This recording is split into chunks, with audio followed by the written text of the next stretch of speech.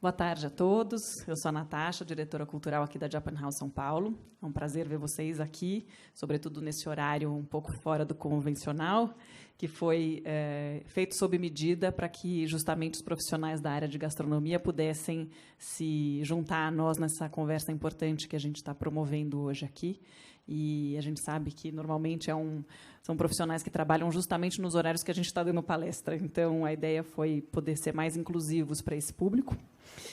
A gente vai falar hoje sobre a formação da culinária japonesa no cenário paulistano. Estou aqui com a Thelma Shiraishi, que é a chefe proprietária do restaurante Aizome, que tem a sede nos Jardins, mas que tem também uma filial aqui na Japan House São Paulo, e que, além de tudo, nossa grande parceira, que tem realizado conosco, uma vez por mês, uma palestra dedicada à gastronomia japonesa.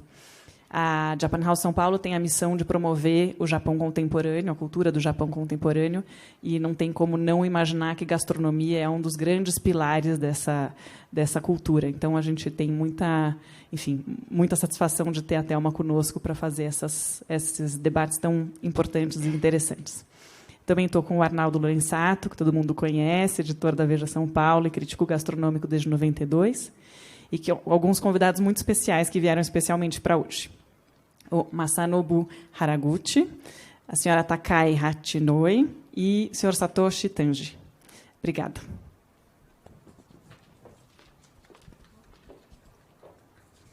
Boa tarde a todos. Queria, primeiramente, agradecer a presença nesse horário pouco comum, né, mas para a gente estar promovendo esse encontro. Como todos sabem, uma vez por mês, a gente promove um encontro realmente retratando a culinária japonesa e suas várias facetas. E há muito tempo eu tinha essa ideia de que a gente não pode falar do novo, não pode falar de tendência, não pode falar de modismos, sem valorizar o trabalho, a história e tudo que já foi feito aqui.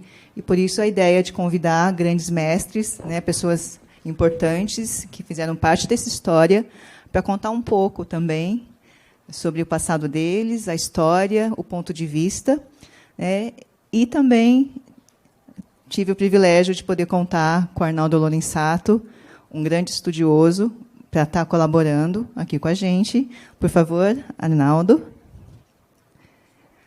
Masanobu Haraguchi, onegai shimasu.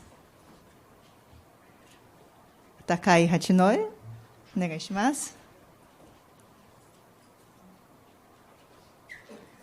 E Tanji-san, onegai shimasu.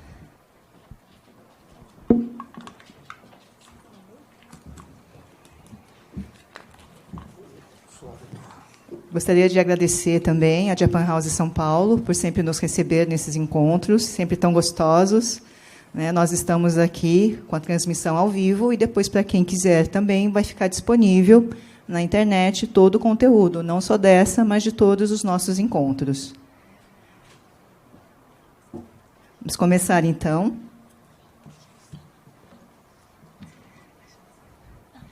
A história da formação da culinária japonesa no Brasil. E a gente tem o privilégio hoje de estar com o Arnaldo Lorenzato, todos o conhecem realmente como editor sênior da Veja São Paulo, jornalista, escritor, mas o que poucas pessoas sabem é do relacionamento que o Arnaldo tem de longa data com a comunidade japonesa, com a culinária japonesa, e eu queria que você contasse um pouco sobre isso também. Bom, boa tarde. Queria falar que eu estou muito feliz, muito contente de estar aqui hoje, em especial porque faz 14 anos que eu ganhei uma bolsa da Fundação Japão. Eu fui ao Japão e fui o primeiro jornalista no mundo convidado para ir comer no Japão. Eu tive esse privilégio. Não é pouco, se tratando de um país tão caro, né?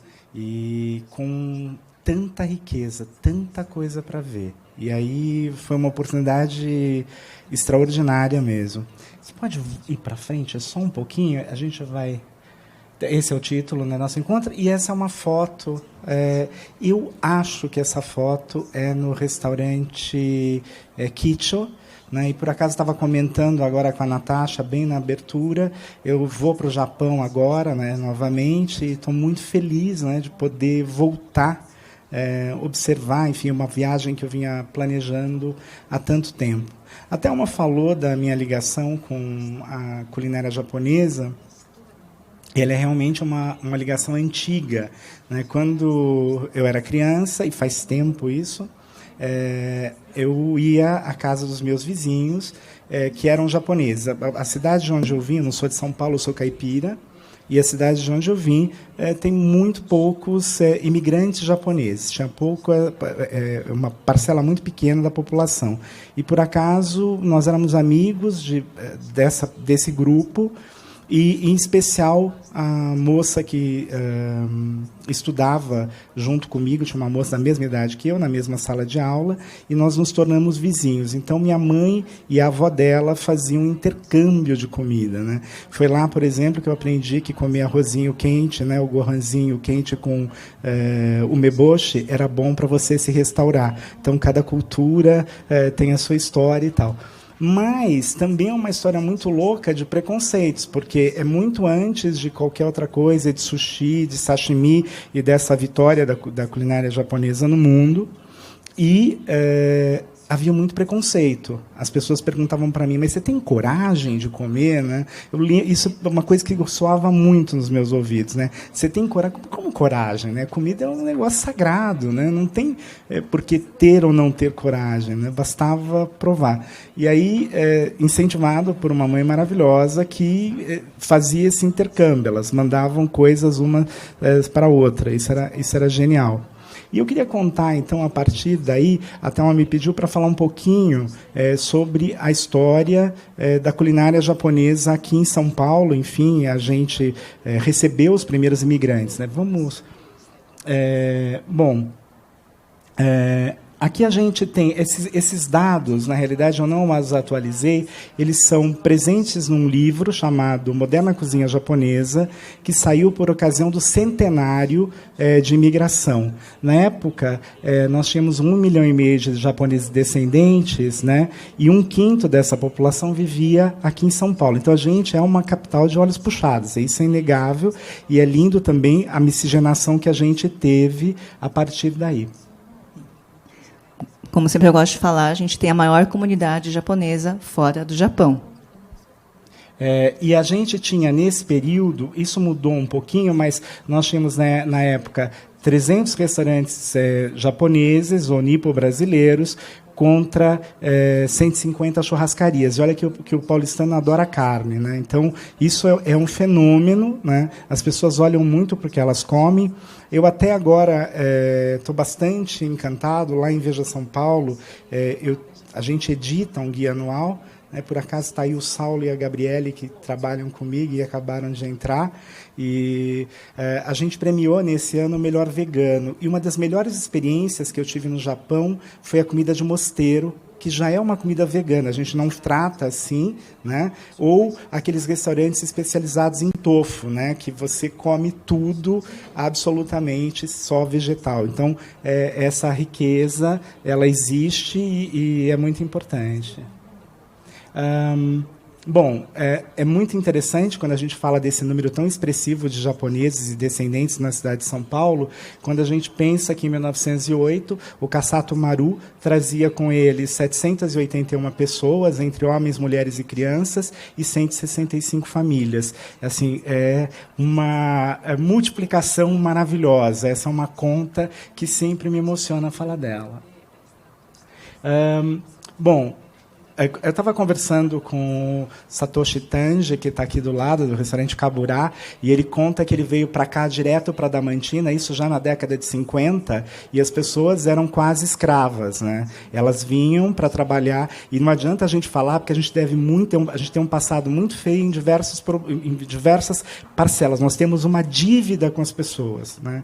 E uma delas é escravizar as pessoas. E assim, digo a minha família também, que é de italianos, enfim, as pessoas vinham para substituir uma mão de obra escrava, né? E o mais interessante é saber que, em registro oficial, né, 12 pessoas tiveram autorização para permanecer na capital.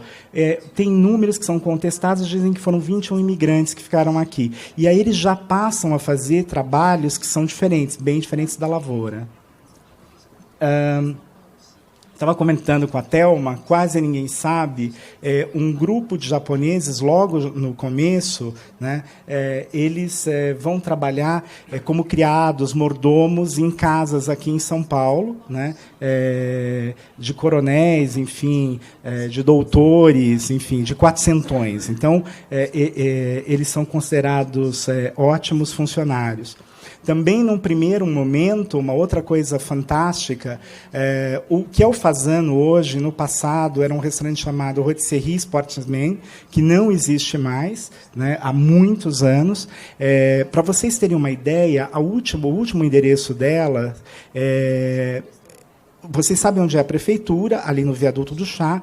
Ali em frente faceavam 2 edifícios, e o último eram 2 edifícios idênticos do Conde Prats. O do lado da esquerda, que caiu antes, ficava esse restaurante, e tinham japoneses que trabalhavam lá já no serviço. Também teve uma concentração, né? A gente tem aqui, por acaso, 3 representantes que estão na Liberdade hoje, né?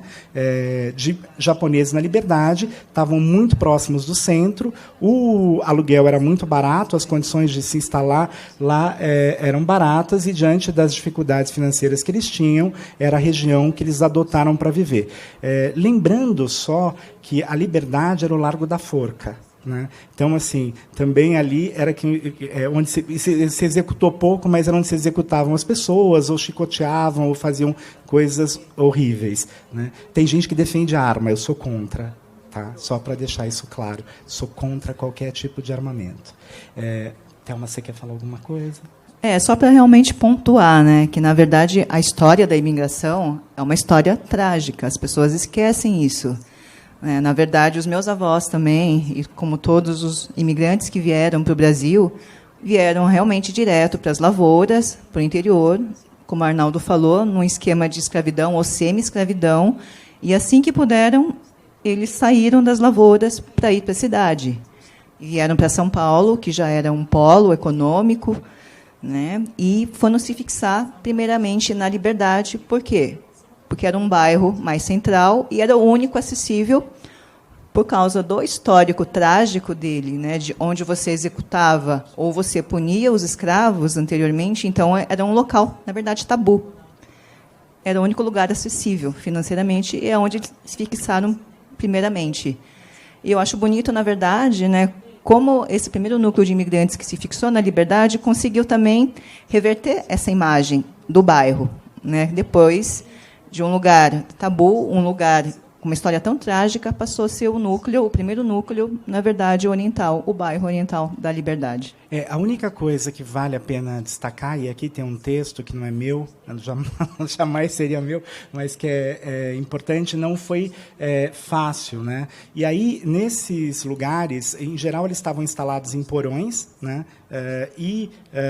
De casas que tinham grandes, enfim, nas ladeiras ali, e ali que vão surgir os primeiros refeitórios, que não são exatamente restaurantes, mas são embriões de restaurantes.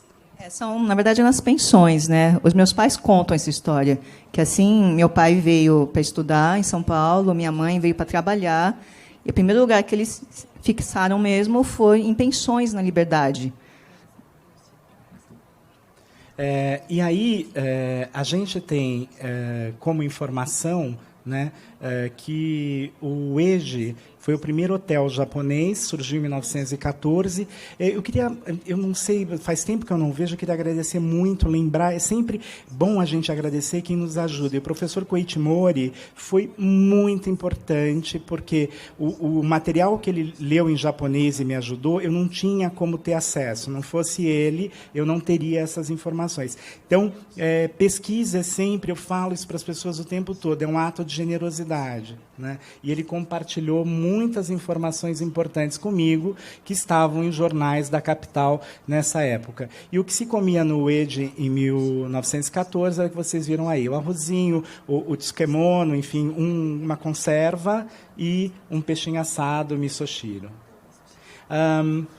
Em 1915, algo muito importante aconteceu. Tamanha a expansão do número de japoneses na cidade, a gente teve a instalação do Consulado Geral do Império do Japão, né? Isso em 1915, e é o mesmo consulado que me levou ao Japão tão recentemente, né?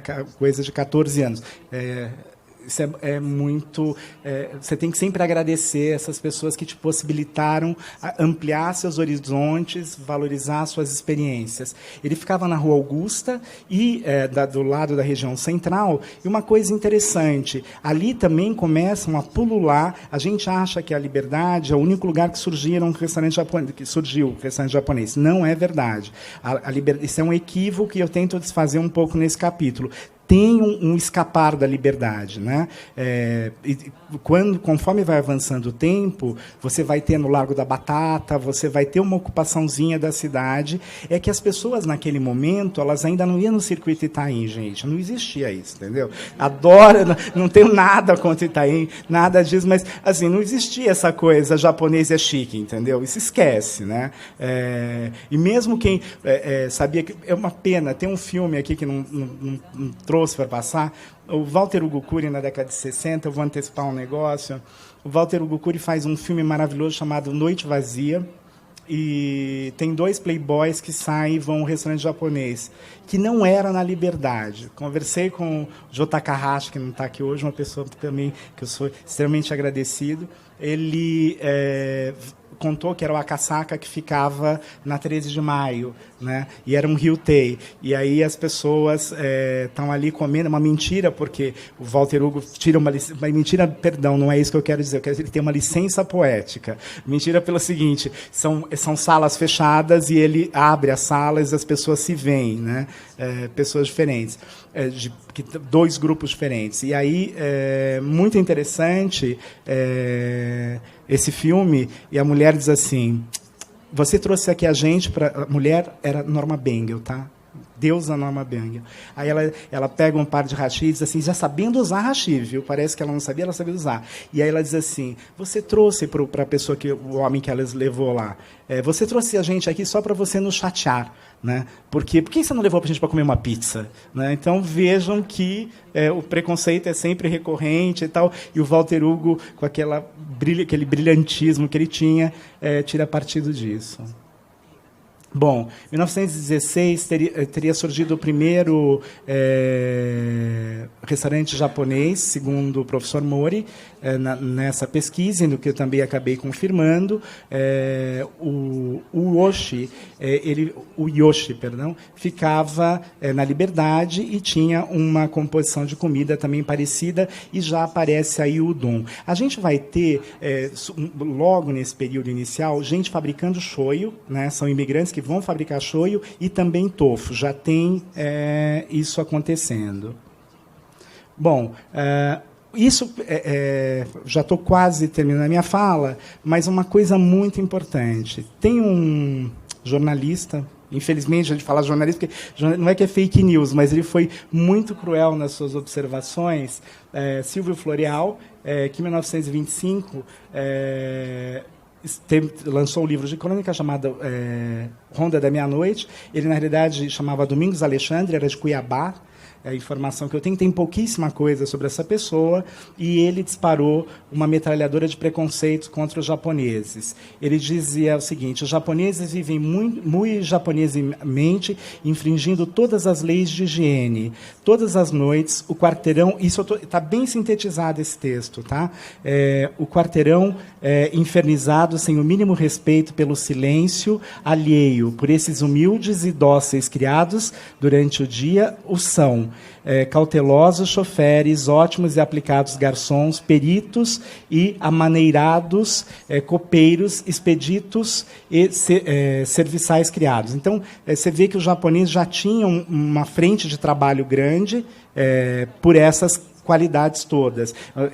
Ao contrário do que ele vai dizer, é muito louvável o que eles são, mas ele acha que eles têm que ser mantidos dentro desta, entre aspas, humildade. e ele vai reclamar das danças, pode ir para o próximo, só para não me estender, ele vai chamar de cateretê japonês, bem preconceituoso, e aí diz também que eles vivem agrupados em muitas pessoas e que a maneira que eles vivem é promíscua, mas ele vai reclamar da alimentação, que é o que nos interessa aqui. Comem de tudo, na verdade, mas seu pedaço de carne deteriorada, mal assada, que seria nas garras de um... Peraí, deixa eu botar o óculos, que eu achei que fosse enxergar, não vai dar certo. Que seria nas garras de um pacato urubu, um manjar delicioso. Não passam. Assim como também não se esquecem de seu peixe assado ao sol, que eles devoram glutonicamente com grande espanto dos gatos. Ora, o que a gente vê aqui é que as pessoas não sabiam o que eles estavam comendo. E o preconceito contra o alimento é uma coisa horrorosa, né? Hoje a gente acha... Isso é lindo, porque a gente se ampliou muito. Mas as pessoas, lamentavelmente, continuam comendo, em sua maioria, sushi, que elas acham que é muito japonês, com salmão por cima, coisa que eu não vi no Japão. Me disseram que agora até tem, porque o governo da Noruega está fazendo um trabalho, mas não é chileno e, enfim, é diferente. Segunda Guerra Mundial, teve muito problema, restrição, enfim, os japoneses passaram aí um perrengue danado, que eu não vou entrar em detalhes, mas, enfim, não foi um período fácil, e tem um reflorescimento que, principalmente com cinemas, o Cine Niterói, né, na Liberdade, que era, na realidade, uma casa, um espaço maravilhoso. Pode ir para o próximo. Que ele tinha volta um, por favor. Ele tinha 2 pavimentos, né? Ele tinha, na realidade, em si, nesse slide não está, mas ele tem uma sala para 1.500 pessoas. E ele tem um restaurante, ele tem um complexo de diversões. Essa foto do próximo slide detalhava um pouco o que ele era, né? Não sei se dá para as pessoas lerem aqui, mas tem cada coisa onde ficava nesse Niterói. E no próximo slide... É isso que eu ia dizer. A gente tinha tudo isso e graças ao empresário, né, Yoshikazu Tanaka. Né? E o Cine Niterói, isso a Thelma me pediu para falar, Niterói não era a cidade fluminense, mas uma corruptela de Japão, Nito, herói do Japão. Então, e ficava num prédio de 5 andares, que veio abaixo quando foi construída a Radial Leste. Né? Então, ele desaparece na ampliação com viadutos, etc, etc, etc. Bom, isso é a descrição, né? O cinema para 1.500 lugares e o salão de festas, enfim, se fazia tudo lá. Veio abaixo em 68. E aqui a gente finalmente, vou passar para a Thelma, já vem os nossos convidados. Bom, aqui, Takae-san reconhece? Sim, eu conheço ele, lá também, os funcionários também. Quer pegar o microfone? Bom, talvez nenhum outro, porque a gente acha que tudo que está embaixo do nosso nariz é o que é verdadeiro. Nenhum outro sushi man foi tão famoso e tão lendário quanto o marido dessa senhora, dona Takai Hashinori, né? E chamava Takatomo Hashinori. E aqui ele está no restaurante, é o Sumire, qual que é esse? Esse é Hamazushi. Hamazushi. Hamazushi. Tinha lá no Mercado Central. Isso, no centro. E eu tenho uma história que eu prefiro que ela conte, porque ela que me contou, está no livro, né? O seu Takatomo, o seu Hashinori-san, veio para o Brasil e vai trabalhar no Cipó. Conta um pouco como foi essa história, a chegada dele, como que ele vai se tornar sushi man, por favor. Ele entrou como lavrador, primeiro como imigrante. Aí depois, acho que não sei quanto tempo, o dono da fazenda, ele fez um casamento da filha. E conhecia esse senhor que está aqui, de óculos. Aí pediram para fazer o sushi. E ele foi lá e fez uma festa e ficou assim, foi conhecido, né?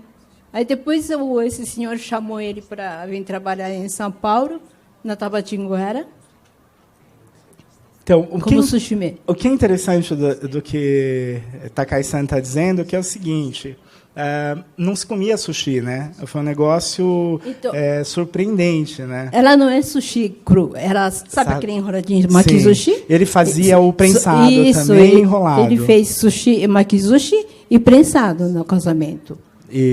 Então, é interessante, porque você não tem ainda a cultura do peixe fresco, do peixe à vontade, a dificuldade de encontrar alga, né? De tudo. Sim. Alga tinha, mas aquelas... Parece uma palha, sabe? Meio... Arroz também, verde, de qualidade. Isso, né? diferente, Ainda era né? muito difícil encontrar matéria-prima. Mas até que no Brasil, o arroz tinha gente que plantava, né? E tinha. No Rio Grande do Sul, plantava arroz.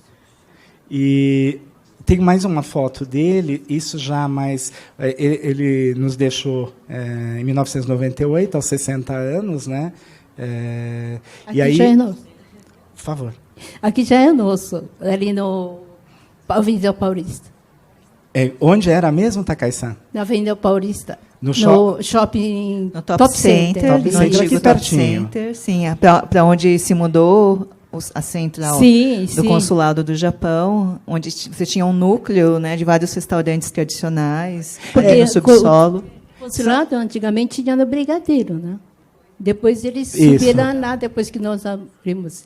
Então, tem uma coisa curiosa nesse período. Quando eu vim para São Paulo, né, primeiro ano, fico procurando emprego. O que faz nessa época? Né? Thaile, a Gabriele, que trabalha com a gente, ela foi estagiária lá antes de ser contratada como repórter. Você não tinha estágio, era um negócio desesperador. E aí, o que você ia fazer? Trabalhar em banco, que dava um dinheirinho, não era ruim como hoje. Bom, lá vou eu, bati na porta de vários bancos, e na época ficaram os dois que eu fiquei muito interessado. Um era o Banco Safra, que o dinheiro era melhor, e tinha um outro que não era o dinheiro que me interessava, que era o Banco América do Sul. Né? E o Banco América do Sul era só de japoneses, foi lá que eu aprendi que ninguém fala alto. Né? Você não altera o seu tom de voz por nada. E aí eu passei a ter um trabalho corpo a corpo com os japoneses. Muito, assim, todos os dias da minha vida, durante o período lindo que eu passei lá. Trabalhava com uma mulher maravilhosa chamada Yukimi Wada Rikita, né? E que me ensinou muito, e mais do que me ensinar muito, era uma pessoa muito generosa e me possibilitou conhecer muita coisa. E, entre outras coisas que a gente podia conhecer, na galeria ali da Brigadeiro Luiz Antônio, que tem na frente nós do tínhamos em Brigadeiro. Não era ali? Primeiro era no Brigadeiro. Então, ali tinha um monte de restaurantes, tinha os caros e os bons. Eu, como era duro, eu ia comer os empanados, né? Não era tempurá, mas os katsus, né? É que no vizinho tinha um restaurante também.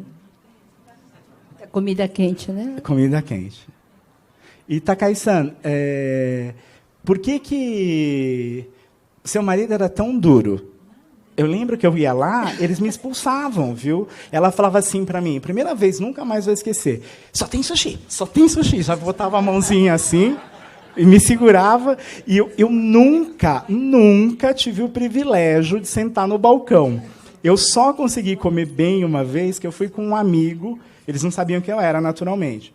Eu já estava escrevendo. Eu fui com um amigo que era o Takashi Fukushima, e o pai dele, o Chikashi, os dois artistas plásticos, o pai dele não, era todas essas honras, assim, balcão, etc. Mas eu nunca tive a oportunidade de ser o Chikashi. Então, fui com o Takashi, sentei na mesa, fui várias vezes. Sempre ia com um amigo oriental para poder... Senão ela brecava, viu? Fala. Por favor. Posso contar um? Não sei se a senhora vai ler. Então, saem assim. Eu, antes de abrir o Cabuná, eu estava na engenharia.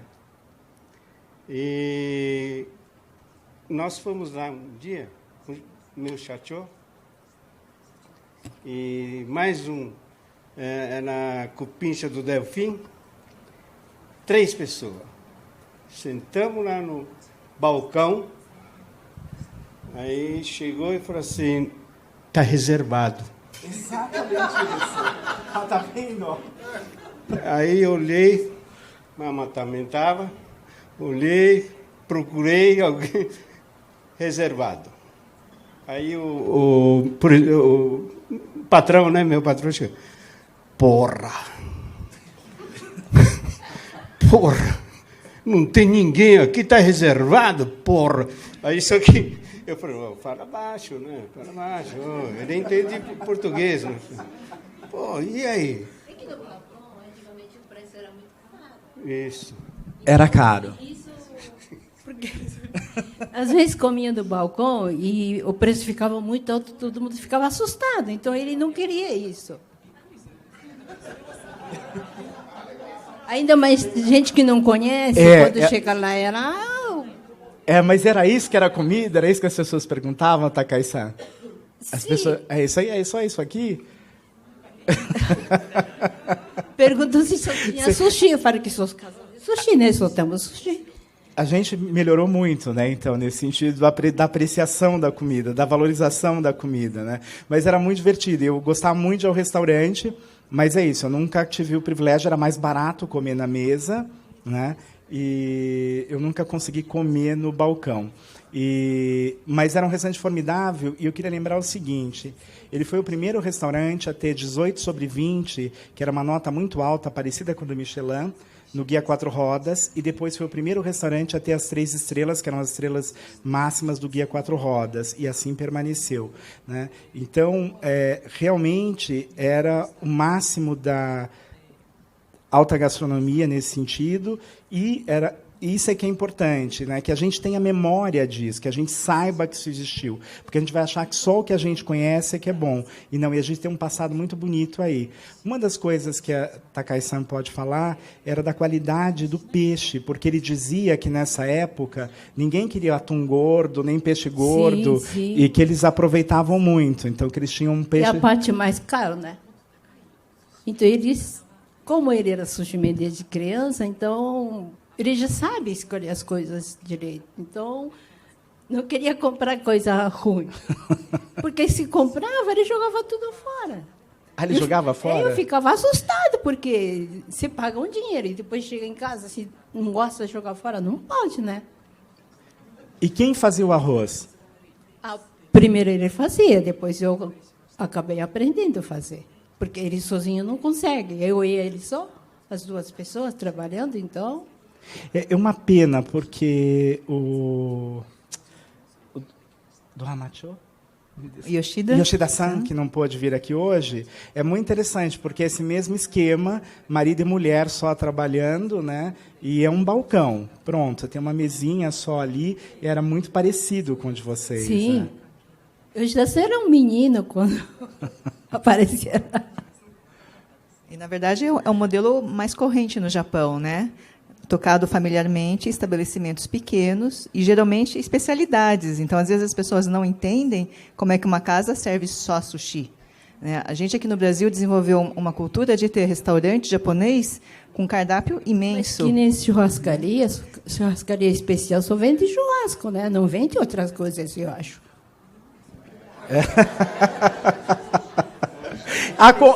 Há controvérsias. Antigamente era assim, só vendia carne. Só vendia... Então, não tinha outras coisas, mas só que com carne era muito bom também. Qualidade. Qualidade diferente. Essa ideia mesmo do restaurante especializado é muito interessante, porque eles realmente existiam, o restaurante que eram sushi, enfim, eles tinham as suas... O que faz tempurá e pronto, e não vai fazer outra coisa. A gente tem poucos exemplos... E que não misturava, assim. né? Não misturava. Você sabia exatamente o que você ia comer, não tinha essa multiplicidade, né?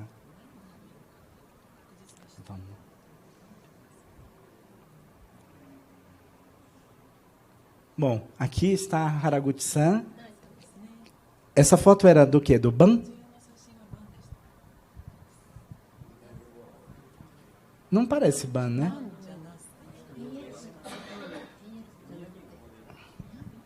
Miyabi?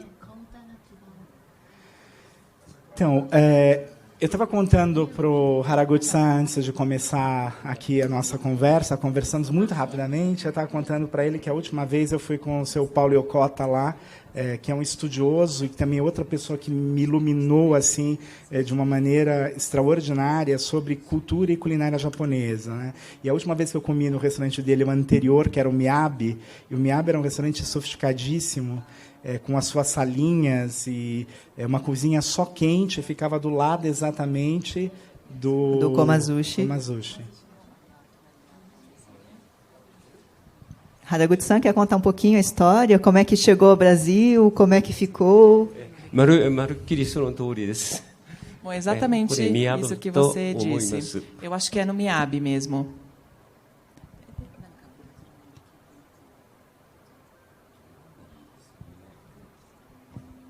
ただここへ来て楽しいなとは思ってました。いろんなことが自分で発想でできて、いろんな日本食を作れるいうことは幸せなことでした。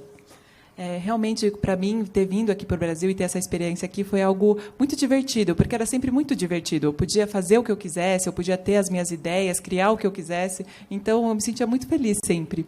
Bom, só fazendo, para quem não sabe, né, Haraguchi-san veio para o Santori, que foi um restaurante absolutamente deslumbrante, era um templo de madeira encaixada, com um jardim fenomenal, né? Quem tem isso na memória, quem fotografou, quem esteve lá, ou tinham as suas salas, né? A sala de tepan era só para comer tepan, assim, tudo era separadinho, era tudo muito lindo nesse restaurante. E Haraguchi-san era um dos chefes lá.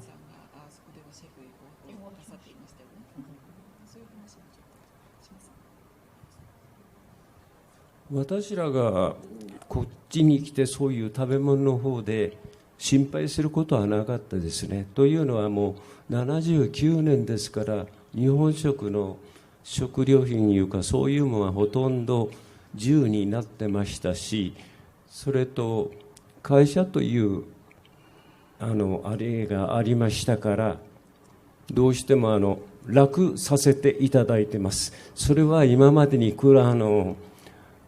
移住してこられた方とかそういう人たちの苦労の積み重ねで私らはすごく楽できました。 Bom, quando nós falamos, né, dessa vida aqui no Brasil, eu admito que eu não tive problemas aqui, porque quando já era 1979 e nós tínhamos muitas opções aqui de produtos, era tudo muito tranquilo, por conta das empresas também que já traziam os alimentos. Então, em comparação com toda os imigrantes que sofreram tanto aqui no Brasil, nós podemos ter uma vida tranquila, aproveitarmos a vida graças a todo esse esforço que foi feito por esses imigrantes que vieram antes de nós. E Haraguchi-san, como que era a experiência no Santori? O que o senhor fazia? サントリーに一応契約できたのが79年です。それから3年契約でしたから82年に帰って1年ぐらい日本にいまして、また83年からまた3年の契約で仕事をやってました。この間私らがやることというのはJAL の機内食とかバリグで仕事をしたりとか、機内食ですけどね、あくまでもそういうものはやってました、こちらの方で。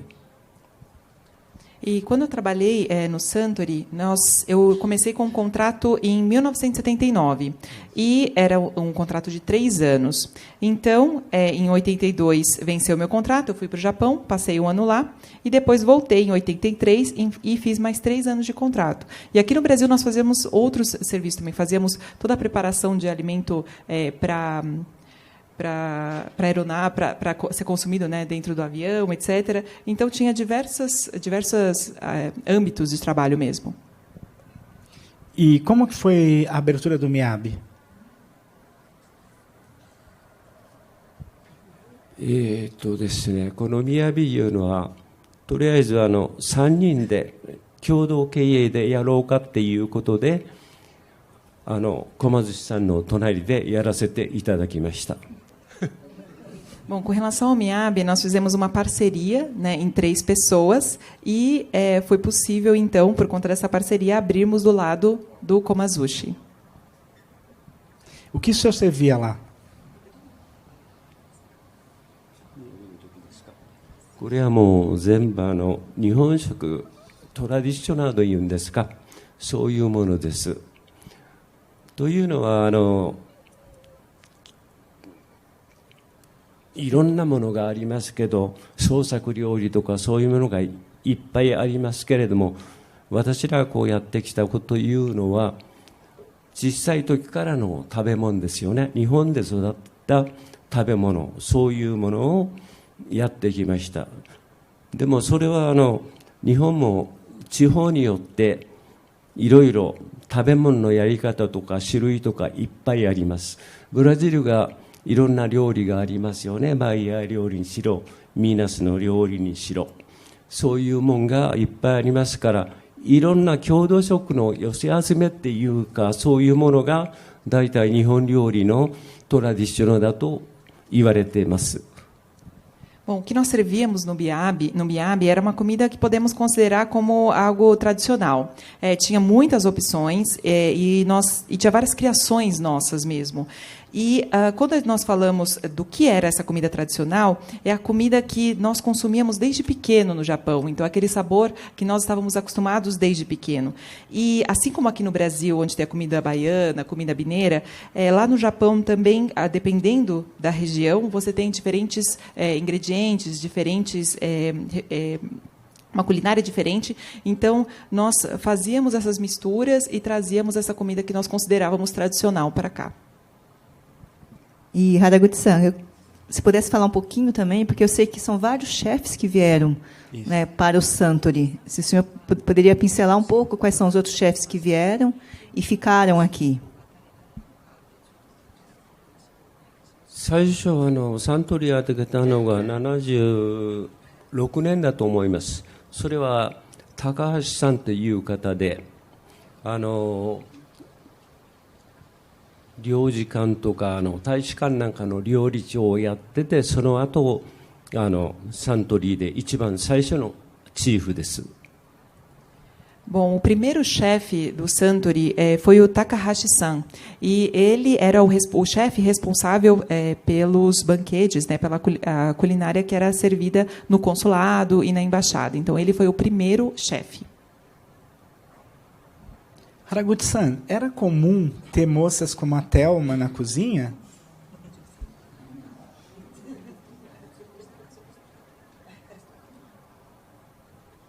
Hotando ほとんど女の人はコジニアに入るっていうのをみんな嫌がってました。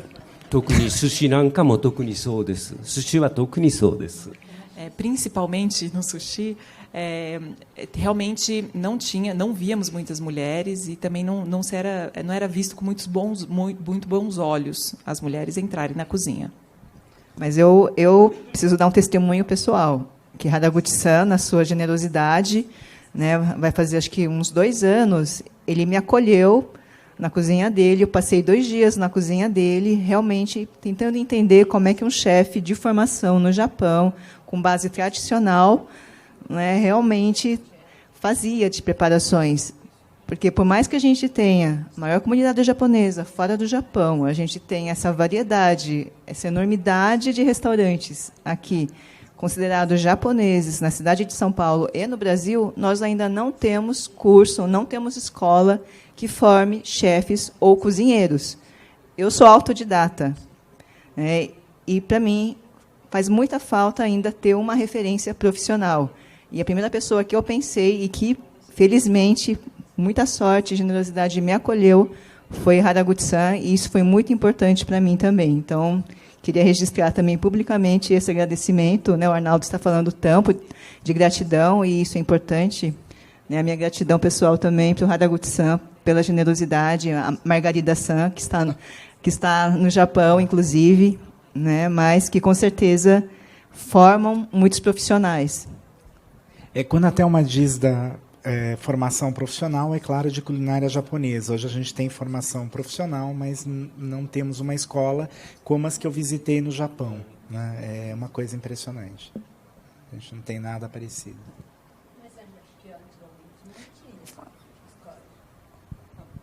Antigamente, acho que não tinha escola, porque aqui nem meu marido, com 14 anos, entrou no restaurante de sushi lá em Tóquio e ficou lá, né? Quase sempre. Ainda o aprendizado é muito... A escola é o Sim. próprio restaurante. Eu acho mas que aprende melhor, né? Porque eles estão rígidos, mas... São rígidos, são 10 anos ali, né?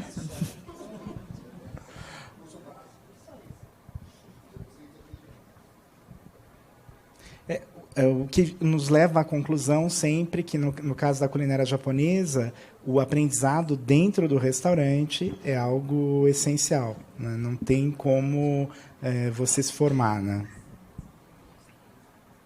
E depois do Miyabi, né, eu sei que o Miyabi saiu ali de vizinho do Komazushi, no subsolo, quando teve toda a reforma ali do shopping, do espaço, né? E foi para o andar superior. E depois Haraguchi-san abriu na Liberdade o BAN, né? Poderia contar um pouquinho sobre essas transições?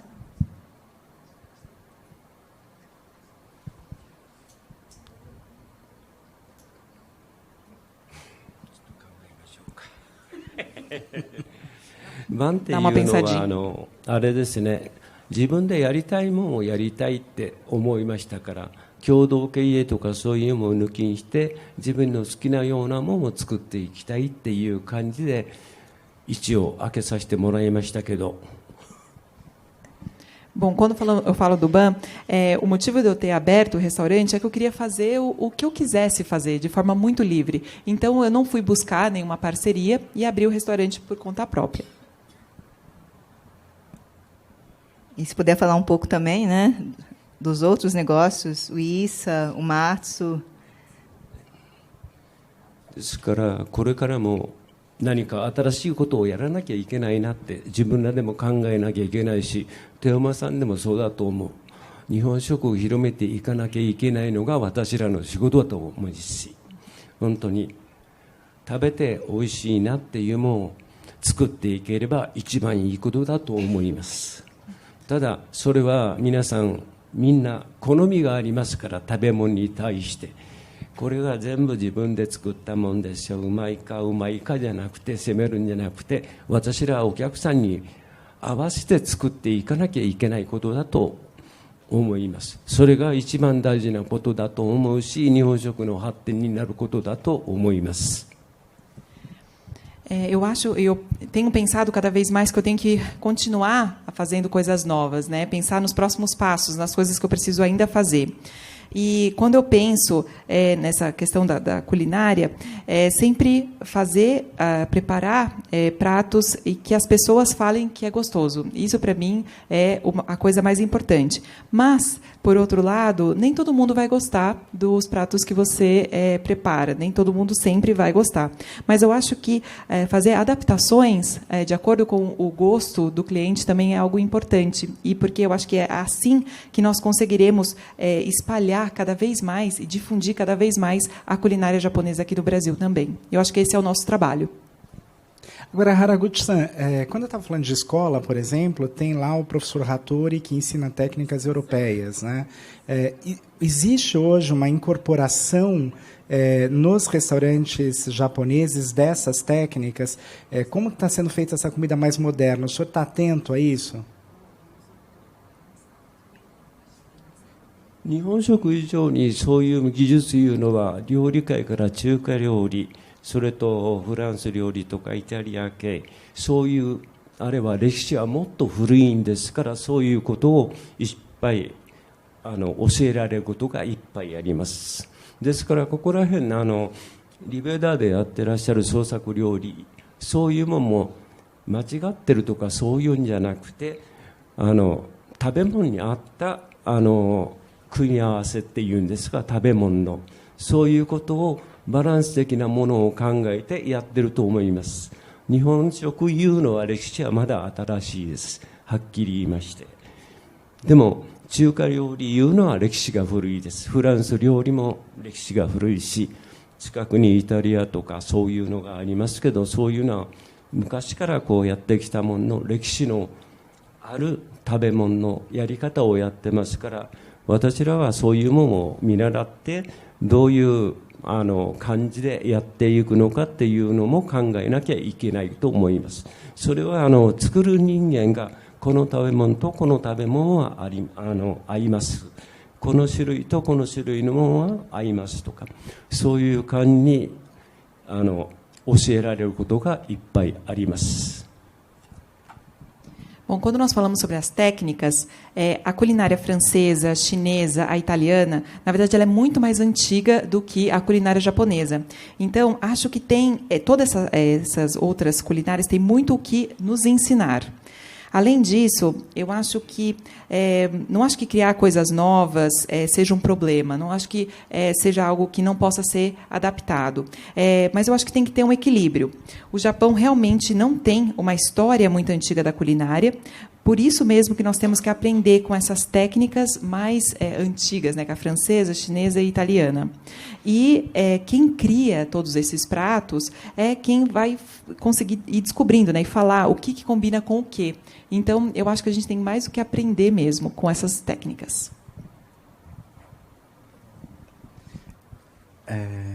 Vamos passar o slide? E queria ouvir do próprio Haraguchi-san a próxima novidade, né? Porque nós sabemos que o BAN... Ah, não. A próxima novidade é um teaser. Vai ficar, não vou contar para vocês, vai sair na Veja São Paulo. Não.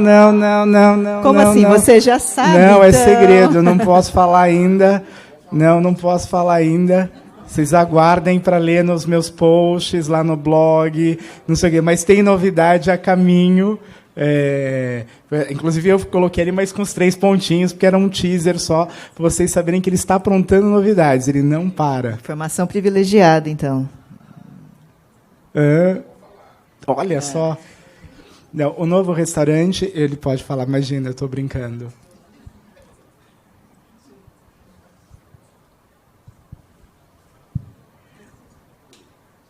Não, é segredo ainda.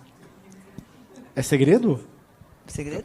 まず開けてみなきゃ分かんないことですからね。 É que eu preciso primeiro abrir o restaurante para ir ver como é que vai ser. Tá vendo? Eu já queria entregar, não deu. Tandy-san, olha só essa foto. とりあえず伏せといてください。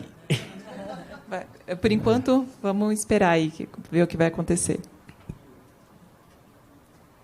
Tandy-san, quer contar um pouco sobre a história do Kaburá, um restaurante há décadas na Liberdade? Eu queria falar só um negocinho antes do Tandy-san começar.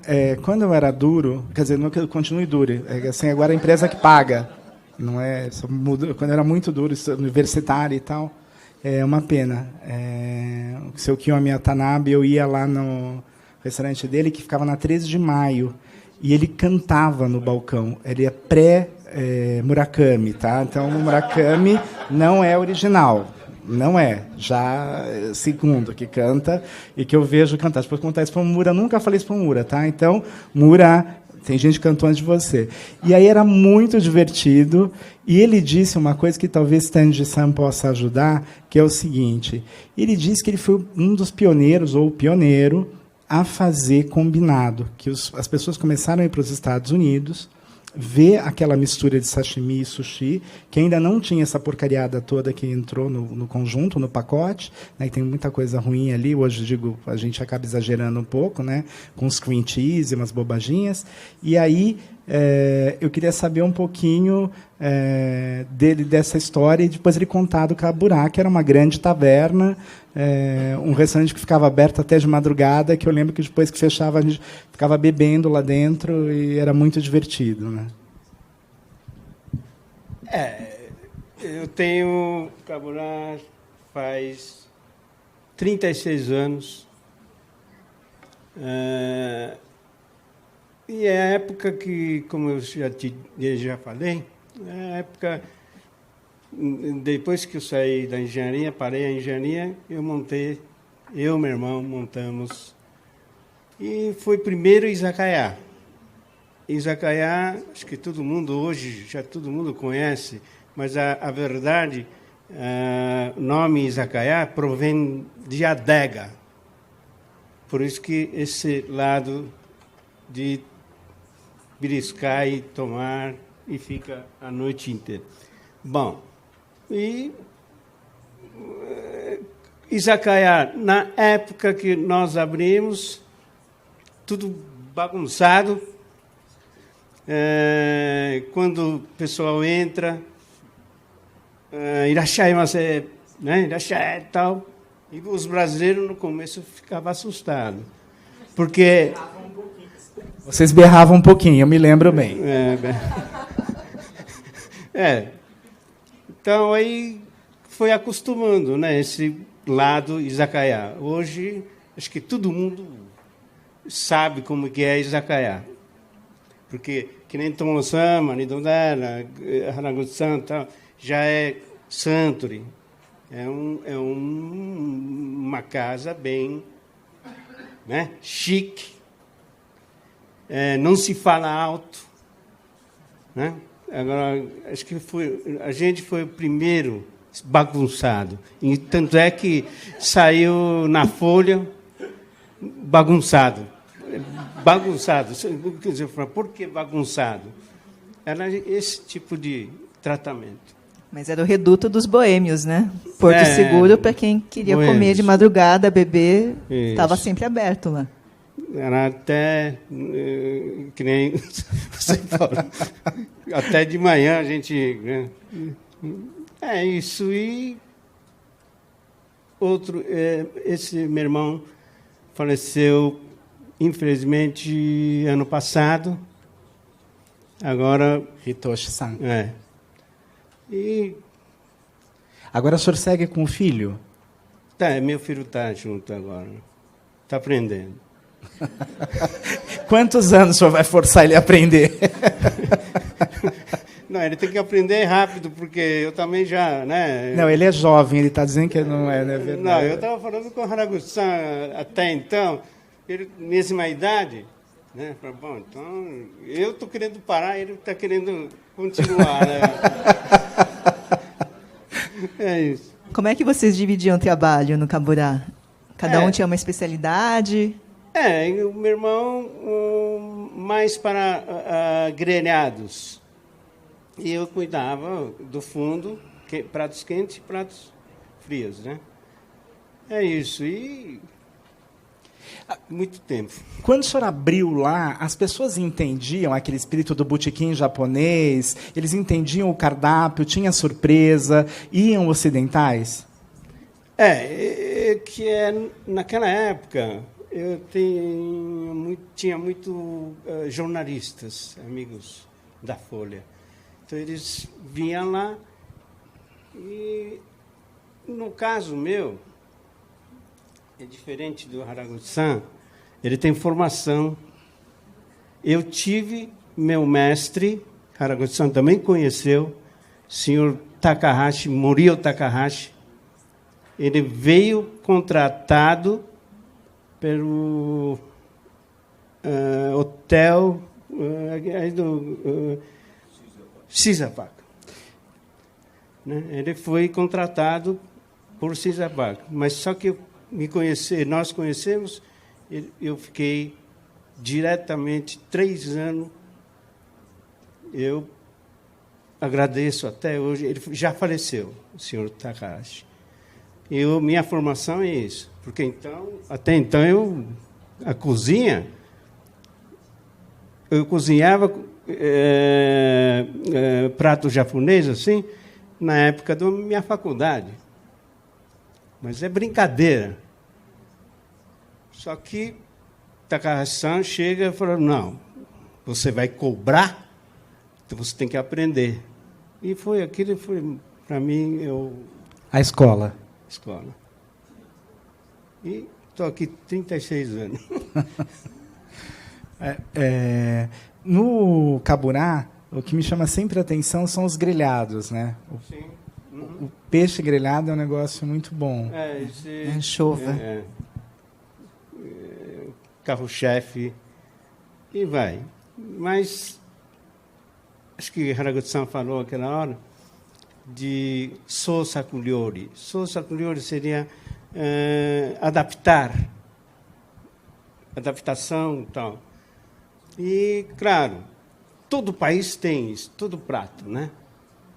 Aí, essa adaptação não é que nem Haraguchi-san fala, não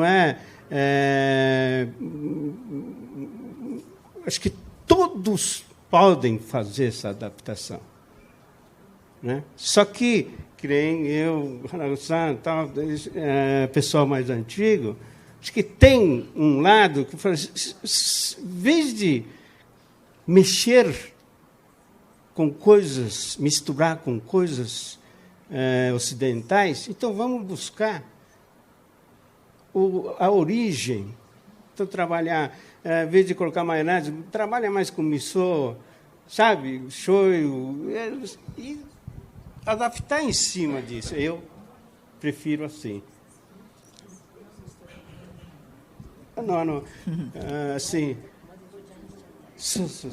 Que é exatamente o propósito da nossa palestra de hoje, né? A gente quis resgatar essas histórias, né? Porque realmente a gente percebe a base, a importância de você ter uma base, de você ter uma referência, né? Porque acabou se popularizando aqui no Brasil, foi um modelo, na verdade, americano de sushi. Sem dúvida. Essa é a história, porque hoje a gente ir para o Japão é muito mais fácil do que antes. Primeiro você paga em 12 vezes, aquelas coisas que o brasileiro faz, né? Todo mundo já sabe e tal. Olimpíadas 2020, hein? E aí você fica pagando as suas prestações. Mas antes as pessoas iam para lugares mais próximos. Nova York já era mais difícil, enfim. E quem conseguia, então, para a costa oeste americana, ir para Los Angeles, que tem uma tradição, porque está voltada para o Oriente, enfim, conseguia conhecer essa culinária. E, claro, a gente vê ali uma série de adaptações, né? E essas adaptações são inerentes, porque os peixes nas costas litorâneas são diferentes, a gente tem os insumos são diferentes, e algumas qualidades. Por exemplo, hoje se usa muito em São Paulo arroz californiano, né? Então, os americanos se especializaram, né, se tornaram um celeiro de produção de arroz de qualidade. Então, você nem precisa importar direto do Japão. Aliás, uma das coisas que me chamou a atenção no Japão é quando você vai no supermercado e você vê a parte de arroz, né? Você pira, porque cada pacotinho com um preço assim, gigantesco, varia de tudo, né? Do arroz do dia a dia até arroz muito sofisticado e muito caro, né? Realmente a essência da refeição. Por favor. A nacionalidade japonesa. Sim, manter as tradições. Não, então, tem que manter as tradições, porque eu acho que é importante isso também. Para você ser uma japonesa, eu acho que tem que... né? Nem Mama-san falou agora, né? Não pode fazer gocha-gocha. Misturado. Uma vez que combina, tudo bem, mas eu acho que tem que diferenciar, né? Porque muito manter bem. Tradição é uma outra coisa. Sim, tem que fazer sentido, na verdade, né? Na verdade, é que a gente está privilegiado hoje, né? Com esse time aqui, né? Do Kamazushi, por exemplo, saiu de um Sakamoto, né? Onde ele iniciou. Ah, sim. E o Jun conta uma história também que Dona Takai diz que não ensinava a fazer o arroz e que ele foi lá e começou a pesar o arroz para ver quanto ela usava de parcela de arroz, ele media o vidro de vinagre até ele chegar ao arroz dele. Mas a escola foi ela. E a escola era Tomo-san, né? Então isso é muito interessante. Você tem que roubar. Fica observando. É uma tradição roubar então, a receita. Assim, a receita, porque não, ele falava para mim, tem que observar todo dia, porque faz todo dia. Então, ele falou que não foi ensinado desse jeito. Tudo que ele aprendeu, ele observava e, quando não tiver, acho que ele experimentava o sabor para ver se é. E, na verdade, a ideia hoje é exatamente a gente conseguir trazer, né, 100 escalas do Japão, através do trabalho deles, né, dessa batalha deles de décadas, né, algo mais autêntico do Japão, mas que realmente fincou raízes aqui. Eu acho que isso que é bonito. Sim, a gente tem um sabor aqui, como o Arnaldo pontuou, né, a gente tem muitas diferenças. O Brasil está exatamente no oposto geográfico do Japão. Então, assim, concessões realmente têm que ser feitas e tem que fazer sentido no aqui e no agora, né? Mas acho que a nossa maior referência são realmente, né, vocês e outros tantos colegas aqui. A gente tentou chamar muitos profissionais de outros restaurantes tradicionais aqui, né, mas realmente são pessoas nesse modelo de negócios, né, que o negócio, o restaurante depende deles. Eles não conseguem deixar a cozinha, porque senão o restaurante não abre. Então, é um grande privilégio, na verdade, eles terem também se disposto a vir aqui, né, e contar um pouco, dividir com a gente, doar o tempo, né, para a gente ouvir diretamente deles essas histórias. E a gente, quando a Thelma falou comigo, o grande entrave era o horário, né? Normalmente esses encontros não são nesse horário e eles estão trabalhando. E aí eu fico muito contente que eles tenham realmente aceito o convite, porque são 3 titãs mesmo, cada um na sua representação, no que eles contribuíram e têm de importância para essa cidade.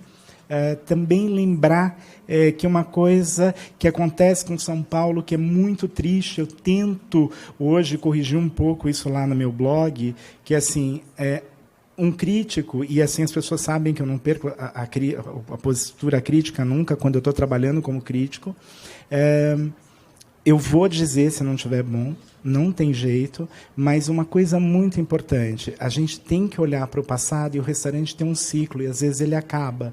E aí, não esquecer desses lugares. Eles falaram lugares maravilhosos aqui hoje. A gente tem o próprio Komazushi, a gente tem o restaurante do Cesar Park, que era o Mariko, que era esplêndido. Foi a primeira vez que eu comi um Osechi Hiriori de Ano Novo, que as pessoas não conhecem, que é toda aquela comida fria.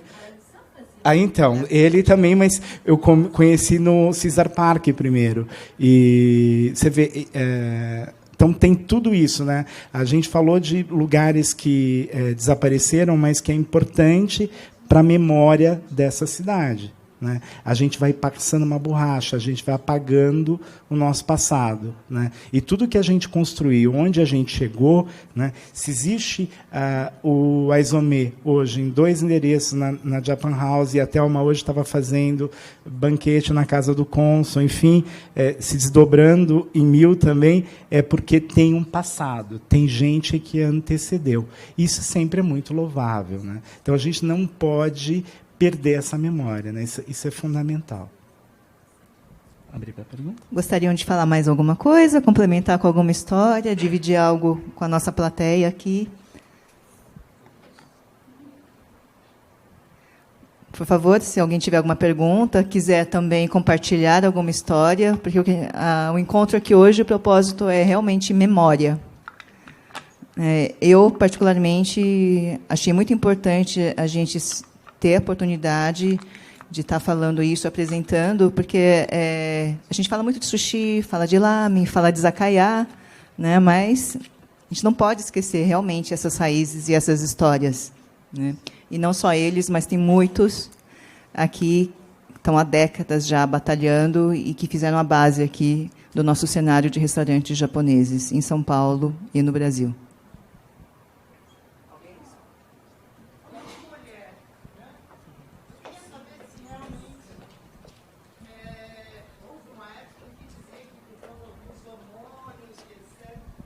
Por conta dos hormônios, a mulher não poderia fazer um sushi, porque a temperatura da mulher era diferente.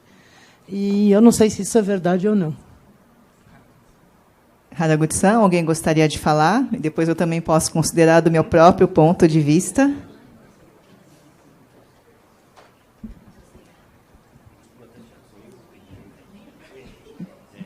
Pode falar a opinião, se isso é verdade ou não.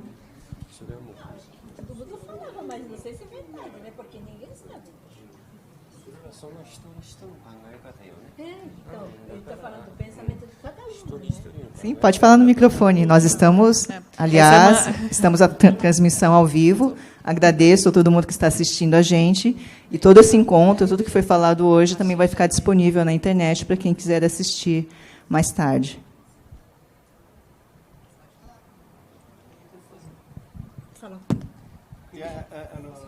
Eu concordo com o Haraguchi-san. Acho que isso aí é de cada opinião de cada pessoa.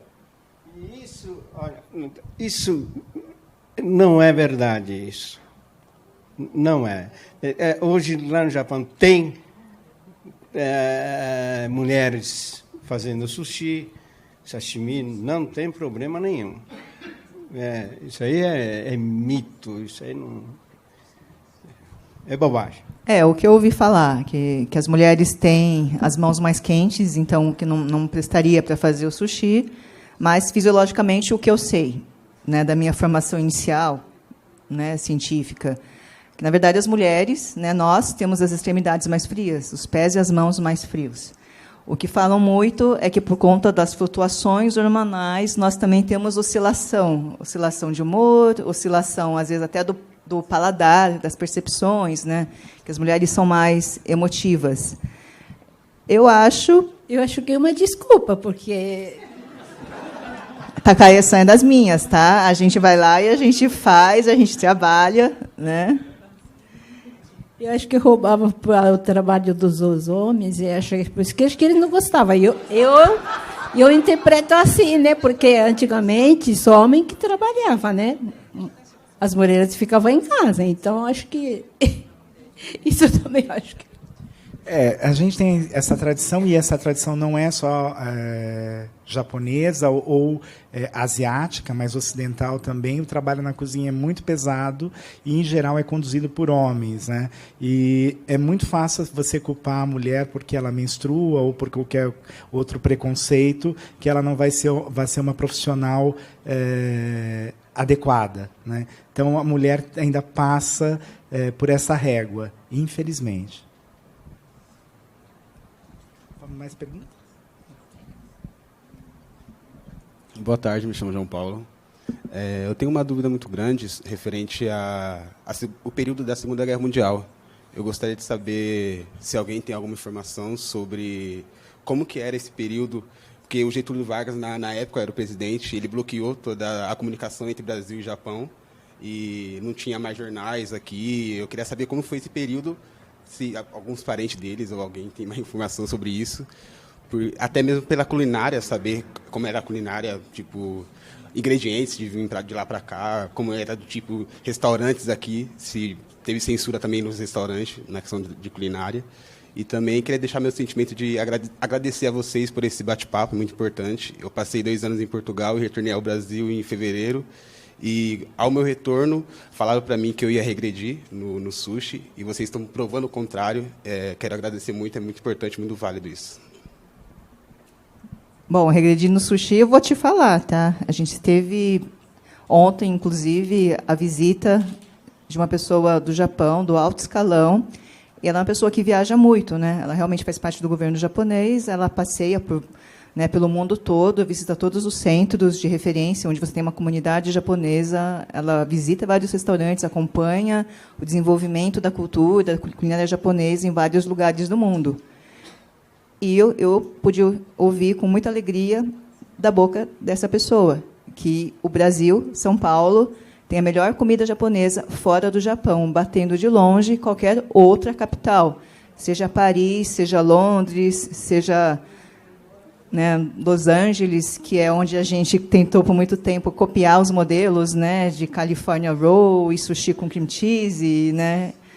Eu acho que a gente tem que se inspirar mesmo nos grandes mestres, né, para continuar fazendo uma coisa aqui de qualidade muito própria, né, e com uma boa referência, né? Bom, você perguntou sobre a guerra, e a sua pergunta é incrível. Claro que os japoneses passaram por proibições, restrições, e tem mais do que isso. Tem um livro que eu recomendo que você leia, que chama Corações Sujos, de um jornalista também, Fernando Moraes, e você vai poder ter um panorama ali do que acontece, porque, entre outras coisas, japoneses que estavam aqui não acreditam na rendição do país, né? E isso gera um problema muito grande dentro do país. Então, assim, é uma história fascinante e não tem uma única face, né? Ela tem diversos pontos de vista e olha que incrível, as pessoas que estavam aqui eram tão devotas, tão dedicadas ao imperador, que elas não conseguem acreditar na rendição. Né? Então, isto é uma das visões que você pode ter desse universo. Mais do que isso, tem uma proibição imediata quanto ao ensino do japonês. Né? O ensino japonês, o italiano, tudo. Parmeira não mudou por acaso, né? Palestra Itália, enfim, que é antes disso, mas enfim, você vai ter uma série de problemas, inclusive educacionais, né? Então foi bem pesado, não foi fácil. E vem aquele, eu não detalhei muito, e vem o florescimento, esse reflorescimento depois nos anos 50. Né? O que é mais interessante observar como os japoneses estão integrados à comunidade brasileira. Enfim, muitos amigos meus que dizem, não, eu sou brasileiro, eu acho isso muito legal. Né? Então, a gente tem uma capacidade de integração, ao mesmo tempo que a gente tem tanto preconceito, a gente tem muito acolhimento, e isso é muito importante. Né? Então, as pessoas se sentem brasileiras, isso é legal, sem perder as suas origens. Bom, só para compartilhar duas histórias, né, desse tema que você levantou, inclusive era um dos itens que estava na nossa pauta, se surgisse a oportunidade de falar. Mas eu, por exemplo, apesar de eu ter 2 restaurantes japoneses, eu sou a chefe da cozinha do consulado, ter sido nomeada esse ano embaixadora da culinária japonesa pelo governo japonês, eu não falo japonês. As pessoas se surpreendem, mas eu não fui educada na língua japonesa. Por quê? Porque durante a guerra e depois da guerra, né, teve muita perseguição. Os meus pais foram traumatizados de ver meus avós serem presos, de ter que queimar livros, de ter que esconder qualquer referência ou qualquer coisa que fosse do Japão. Então, a minha educação, por exemplo, foi dirigida para ser muito, né, português, e a minha segunda língua é inglês. Eu não fui educada em japonês por conta disso. A mentalidade era, nós somos brasileiros. E, na sequência, também eu queria dividir 2 historinhas. Né? Por conta desse preconceito do Japão ter sido o inimigo na guerra, né? E você ter uma escalada desse preconceito contra os japoneses, muitas pastelarias que abriram, né? Não sei se vocês sabem, mas os japoneses, quando vieram, né, os imigrantes vieram para a cidade grande, muitos abriram tinturarias, pastelarias. Né? Então, as piadas que a gente ouve, né, com relação a isso, na verdade, faz sentido. Uma grande parte dos negócios era pastelaria e tinturaria. Mas a maioria se passava por chineses. Então, falava que a pastelaria era chinesa, não era japonesa. E outra história ligada a isso também, né, não sei se é uma lenda, mas é compartilhada. É a receita do camarão na moranga. Não sei se vocês sabem dessa história. Mas exatamente esses extremistas do Shindorenmei, né, os criminosos de guerra aqui do Brasil, que não aceitaram a rendição e realmente chegaram a praticar crimes por conta disso, né, ou intimidando, ou, inclusive, assassinando colegas que não, né, aceitavam isso, esse extremismo, né, e falavam, não, o Japão perdeu. Mas esses extremistas eles foram presos, e uma grande parte foi para a ilha de Anchieta, que era uma ilha-prisão. E conta essa historinha, né, que, para passar o tempo lá, eles se dedicavam à agricultura, e uma das grandes cultivos que fez sucesso foi o das abóboras. E teoricamente, algumas abóboras vieram da ilha e foram dar na praia.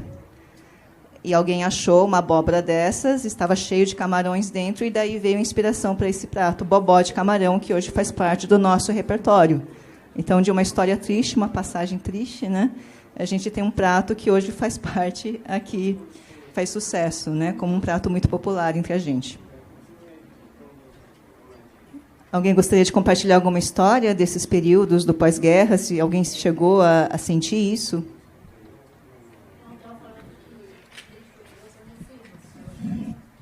Ele era Tocotai. Que ele foi na guerra, né? Ele foi lá na guerra e ele veio e contava uma história para a gente.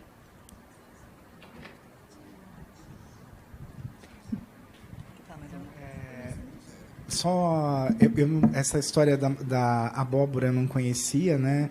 Acho tem um pouco de ficção, né? Para mim parece, mas é divertida. O que eu queria só lembrar é o seguinte: quanta coisa a gente deve, né, à comunidade japonesa no Brasil. Se a gente come cogumelo shimeji, shiitake por causa deles, a berinjela como eles cultivam, o pepino asiático, que é uma delícia, enfim, as verduras, né? Isso foi assim extraordinário o salto que a gente teve. Inclusive os ovos lá em Bastos, né? Tem toda uma história, tem toda uma história ligada à agricultura. Enfim, que essa agricultura de hortaliças, enfim, a horticultura é muito forte, né? Mais alguém? Alguma pergunta?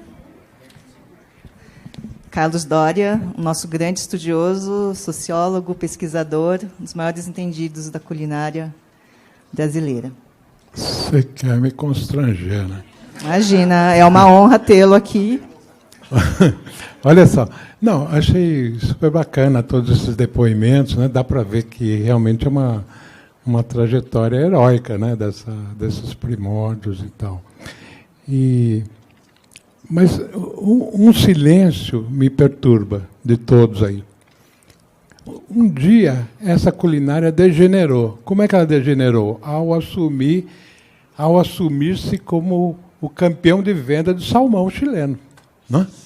Quer dizer, eu queria saber como é que isso acontece. Arnaldo, você que vê de um ponto de vista mais exterior a isso, eu queria saber como é que se dá esse curvar-se digamos assim, ao gosto de um público que no almoço come isso, apesar de todas as recomendações sanitárias em contrário, não é? Bom, sim, não, e existindo alternativas como o salmão selvagem e tal, eu me pergunto por que esses japoneses, os restaurantes japoneses não assumem um papel educativo nessa questão, não é? Bom, a parte do papel educativo eu não consigo responder, mas o que eu posso dizer é o seguinte: a gente tem aí uma culinária japonesa que vai sofrer diversas adaptações. Não acho que o salmão talvez seja tem um problema hoje fitossanitário muito expressivo, mas eu queria voltar um pouquinho. Eu acho que a gente tem um filtro. Começa que a comida japonesa, e até pontuou isso, eu pontuei aqui também, ela vem filtrada pelos Estados Unidos, que já tem um monte de estragos, né? California Roll, enfim, a gente já sabe, o nome está entregando que não é comida japonesa, né? O Brasil tem peculiaridades, é um país sui generis. A gente criou temaqueria, que não existe no Japão, e a gente tem Tabe Rodai lá, mas aqui a gente criou o festival, né? Então, são peculiaridades de adaptação. Quando você pergunta, ou você infere sobre o salmão, é muito interessante observar uma coisa, Dória, e essa é a minha visão muito clara sobre o negócio. Quando eu estou falando de um restaurante, eu estou falando sobre um negócio. Um guarda-chuva que vai ter gente que produz em diversas esferas. Eu não acredito em comida feita por amor em restaurante. Ela pode ter um amor, acima dessa coisa, afeto. Você tem uma comida dentro da sua casa. Sua mãe cozinhar direitinho para você, seu pai, não sei, alguém da sua família, sua avó. Então, a comida do restaurante é uma comida para a venda.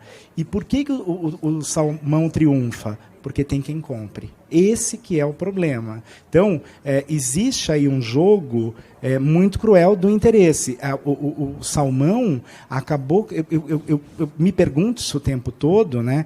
Como que ele acabou tão fascinante para as pessoas, né? É um peixe muito fascinante. E aí, quando você compara... sei lá, por cor, teor de gordura, enfim, tudo isso. Agora, quando você compara com selvagem, a primeira coisa é que está chegando agora, o sabor é diferente, não é a mesma coisa, e a cor também. Então, é um processo educativo aí um pouco longo, mas já vi vários lugares assim sérios que estão fazendo essa adaptação. Né? Então, existe, não é que não exista. Agora, é difícil. Eu queria lembrar também que, por exemplo, quais são os restaurantes que mais consomem salmão? Os rodízios. Né? Você vai pegar, é inegável. E o que eu fico mais impressionado são lugares que a gente vai. Saulo está aqui, está dividindo comigo, fazer os rodízios. Né? Você vai a lugares que a pessoa tem para comer peixe branco, que vai ser tilápia, é outro problema. Aí, eu digo porque eu acho que não é um peixe adequado para comer cru, ele poderia ser comido de outras formas. Você vai ter tilápia, você vai ter salmão e atum. É o que você acha em vários lugares. E isso é para satisfazer o paladar das pessoas. As pessoas, elas querem isso. Né? Então, assim, tem algo com o qual você não pode brigar, que é a demanda. A minha pergunta era mais no sentido de como é que você vê que surgiu esse vício do público, entendeu? Então, mas é um vício que não se restringe. E vou te dizer mais, ele não se restringe ao Brasil. As minhas andanças fora, em todo o país que não é asiático, né? Eu me lembro, quando eu fui para o Japão em 2005, eu estava falando de 14 anos, a única vez que eu comi salmão foi na universidade em Osaka, que estava tendo um festival, a tribo, aquela Ainu, eu não consigo me lembrar agora do senhor que era um político, eu tive a oportunidade, o prazer de conversar com ele, que era um indígena japonês que ele andava numa cadeira de rodas.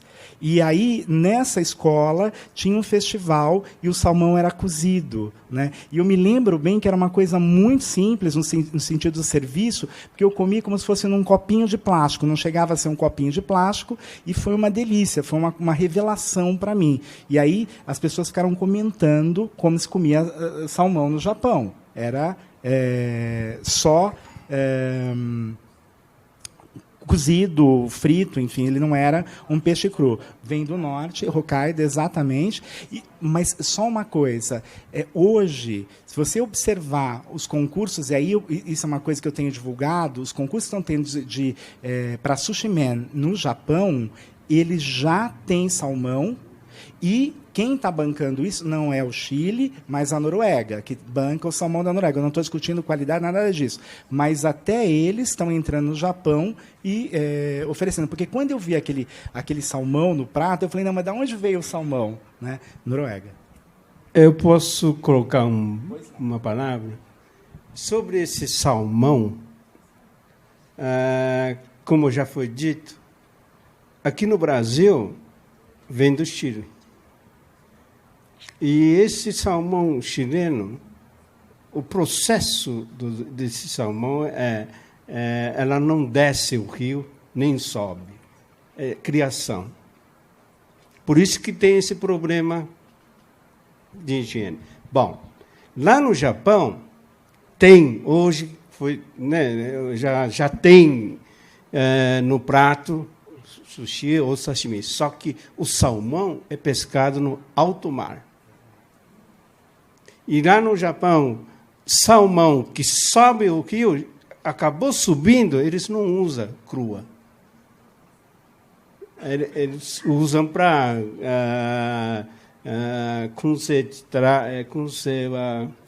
defumado.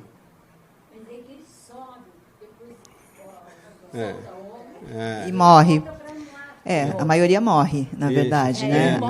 Na verdade, o salmão que subiu o rio, ele foi lá para procriar, está super exaurido já, e a partir do momento que o salmão também ele vai para a água doce, ele fica muito suscetível a parasitas. Isso é historicamente conhecido.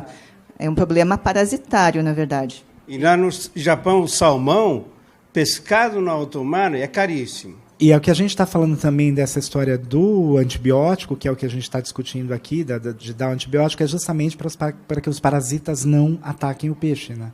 E ele está ali confinado numa gaiola. E mais uma coisa, é que os próprios brasileiros gostam do salmão. Acho que o Haraguchi-san também, acho que a gente usa pouco salmão. É mais uma questão, na verdade, eu estou vendo do ponto de vista do negócio. É custo-benefício. O que você tem? Você teve uma grande pressão da grande indústria, né, pelo salmão. Na verdade, o brasileiro não tem hábito de comer peixe. A gente não criou a demanda, a gente tem um sério problema logístico. O nosso problema, na verdade, é da cadeia da pesca como um todo, e como no Brasil todo, é um problema de logística. Então, é muito difícil você conseguir bons peixes e frescos. Isso que a Thelma tem falado, eu tenho acompanhado muito de perto e tenho conversado com vários chefes que hoje estão buscando fornecedores que não deixem o peixe dormindo no gelo ou qualquer outra coisa, que o peixe seja o mais fresco possível. Mas isso também implica num preço muito mais alto. Não tem jeito. Então, quando você fala do salmão, desses peixes que têm quantidade, é exatamente isso. Por que a tilápia se impôs? Porque é fácil de ter o manejo ali dela e em volume, né? Você tem escala, né? É quase um frango do rio. Na verdade, é isso. E o grande problema é isso, né? Como a gente não tem uma cadeia de pesca muito resolvida, a cadeia do peixe resolvida, a gente tem um sério problema de logística, na verdade, o Chile acabou resolvendo esse problema para a gente, oferecendo um produto com regularidade e preço acessível. Foi o que permitiu, na verdade, popularizar o sushi através das temaquerias e dos rodízios. Agora, assim, a gente tem discutido muito essa questão do peixe. Aqui no Aizomê, já há quase 13 anos, desde o início, a gente escolheu não trabalhar com salmão, porque a gente queria realmente oferecer algo que fizesse sentido, né, em termos de conceito e de trabalho, na qualidade. Então, o salmão não é nem questão de ser um peixe que é servido no Japão ou não, mas é uma questão de coerência. Qual é o conceito de sushi ou sashimi? Você poder oferecer o melhor peixe, o melhor pescado, o melhor fruto do mar. A gente não tem salmão no Brasil. Isso não faz sentido. Então, quando você pensa em termos de locavorismo, de sazonalidade, salmão nem entra nisso. Né? E que nem o Arnaldo falou, né? Tanto eu como outros chefes agora que estão mais antenados em todas essas questões de sustentabilidade, de saúde, tanto para a gente quanto para o meio ambiente, quanto para o planeta, né? A gente está buscando outras soluções e o melhor realmente é você ter um contato mais direto com fornecedores. Então, ao longo desses anos todos, o meu maior trabalho, talvez como chefe, seja o de ter uma boa base de fornecedores, você desenvolver uma relação de confiança. Né? E não é questão de ser só o peixe mais fresco, porque, na verdade, quando você faz sushi, o peixe também tem a questão da maturação, né? Tem um ponto ótimo, mas a ideia é chegar para você o mais fresco possível, para você ter exatamente o controle sobre essa qualidade, né? Para você poder acompanhar exatamente essa curva, né, do ótimo, do melhor daquele produto, daquela matéria-prima. Uma coisa que você respondesse, um segundo, os teus clientes pedem salmão? Alguns pedem, mas aí realmente é uma questão de coerência e foi uma coisa que a gente, né, pensou muito seriamente. Tudo bem, há 13 anos a gente tem o Aizomê, a casa-mãe aqui nos Jardins. É realmente um público, né, pequeno. A gente trabalha em esquema de slow food, são apenas 50 lugares, mas há 6 meses agora a gente abriu a casa na Japan House com uma proposta mais inclusiva. Né? A gente trabalha com uma grande circulação de clientes, de pessoas que vêm aqui querendo conhecer o melhor do Japão. E como é que você resolve essa equação de poder fornecer uma culinária japonesa coerente a um preço acessível? Mas foi uma ideia que a gente comprou aqui e a gente, na verdade, investe. E você só consegue isso quando você tem um bom relacionamento, né? Você tem os seus fornecedores, a gente trabalha em parceria com eles. E quem dita o meu menu são eles, são os meus fornecedores, não só de peixe, mas também de legumes e verduras. Então, o que eu mais trabalho, e aí, respondendo um pouco essa questão da educação, né, a gente tem, sim, um papel educativo. Se a gente pode fazer melhor, oferecer melhor, é o que a gente vai estar fazendo. Então, a gente trabalha com variedade e sugestões do dia. E acho que é a grande tendência. Eu observo cada vez mais isso. É ou não, Arnaldo? Você também observa isso na restauração, nos jovens chefes, principalmente? Não, a gente tem premiado gente Inclusive, o nosso chefe revelação desse ano, que é o César Costa, ele faz todo um trabalho que procura privilegiar a origem do alimento, né? O trigo que ele vai moer, o cacau que ele vai produzir, enfim, tudo isso, ele faz o seu chocolate lá, enfim. Tem gente com essa preocupação hoje e eu acho que é uma tendência que tem crescimento, né? Eu não sei se o seu Haraguchi-san quer comentar alguma coisa. Ele quer comentar alguma coisa? Está falando ali, mas vamos falar. Quer comentar alguma coisa? Por favor. Eles estavam discutindo aqui como é que lá no Japão, ele estava falando que você comeu o salmão cozido, né? E ele falou que lá é assim mesmo, e que tem todas as coisas, né? Se não está a menos de 17 graus, né? A água, se o peixe já entrou no rio, se o salmão já entrou no rio, tudo isso acaba prejudicando muito a qualidade, né? E acaba não comendo, não consumindo, né? Ou então usando o sal, né? Então, às vezes as pessoas colocam bastante sal para conservar e essa é uma forma também de consumir, mas que não é tão comum mesmo. Perguntas, só para a gente... Perguntas? Aqui também tem uma menina. Voltando ao aspecto do salmão, eu fui importadora de salmão de 92 até 2002. É uma grande indústria, tá? Que, naquela época, em 92, quando abre o mercado brasileiro, tá? Porque onde o Collor abre o mercado brasileiro, existia a procura pela demanda contínua, e é uma grande indústria chilena, né? Que entrou aqui, e nos Estados Unidos também, como na Europa entra a Noruega, Dinamarca, aquela turma toda lá. E, realmente, a turma, na época, era a constância do negócio. Na época, eu vendia por $29 o quilo. Hoje, você compra por 7 no supermercado. Então, você tem uma indústria que está pesada. E aí agora entra em tudo quanto é lugar. Mas foi isso, daí, uma indústria pesada. Agora, uma coisa que eles estão falando aqui é o tratamento, na verdade. A gente tem muita gente aqui que faz sushi, que faz um temaki, que faz o rodízio, mas não recebeu o treinamento adequado. Tem muito detalhe aqui que a gente está falando, que é da segurança alimentar. Então, esse negócio de pegar um peixe cru só porque ele está fresco, você servir, tá? Não, tem várias considerações com relação ao uso de sal, ao uso de vinagre, conservantes, tudo para você prevenir, né, a sua saúde e você ter a segurança alimentar. E é isso que os mestres ensinam para a gente, todas as técnicas e as tradições. A vantagem de ter uma certa idade, né, não ser mais criança e ter memória, é que eu me lembro de um surto de cólera que teve, né, o cólera teve com o salmão, e aí como que a gente resolveu? As pessoas não vão se lembrar disso. O salmão tem que ser congelado. A técnica de resfriamento é o que permite esse salmão. Então, você não tem como ter o salmão fresco. É um processo obrigatório esse, para que você evite, por exemplo, doenças como essa, né, surtos. Oi, boa tarde. Meu nome é João Paulo. Eu queria continuar no salmão com a Thelma. Como é que você traz isso para o público, né? Ali no salão, realmente? Como é que o seu serviço, o seu atendente ou garçom, ele passa isso para o público sobre essa ótica de vocês não trabalharem com salmão? Então, é outro investimento, né? Não adianta nada a gente oferecer e não explicar. Eu acho que, ainda mais estando aqui na Japan House, a gente tem esse peso maior, porque a gente impacta um número maior de pessoas, e a ideia é realmente conteúdo. Inclusive, agradeço sempre a Japan House, né, por essa oportunidade da gente estar apresentando conteúdo. Inclusive, é a razão da gente estar aqui hoje, nesse debate, né, que realmente tem essa preocupação educativa.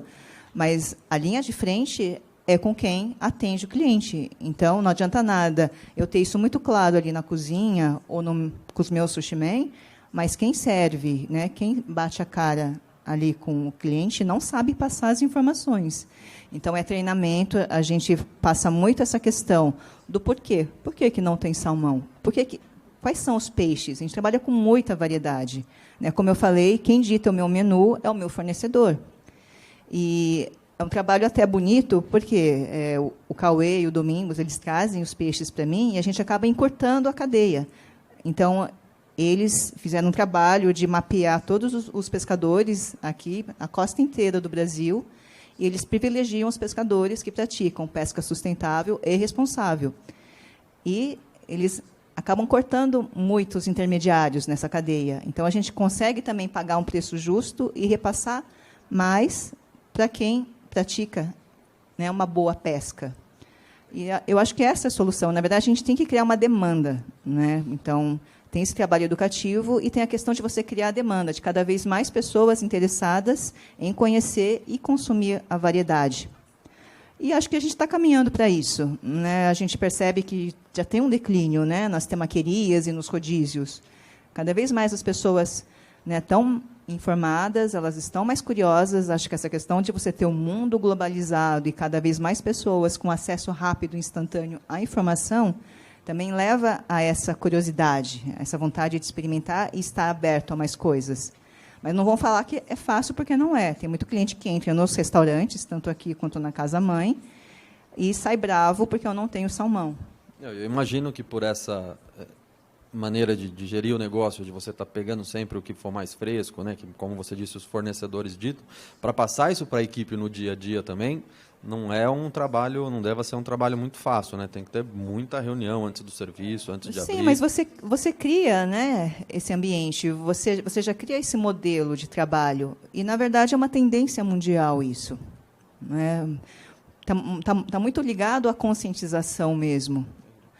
E espero que cada vez mais pessoas se impactem com isso, né, e a gente consiga estar disseminando melhores práticas, melhores formas de consumo também. Obrigado. Última pergunta, gente. Última pergunta.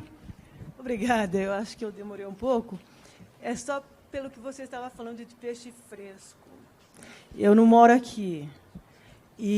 Mas o Arnaldo já falou, já respondeu ali. O processo do peixe que esteja sushi grade, ele é congelado no ato da pesca.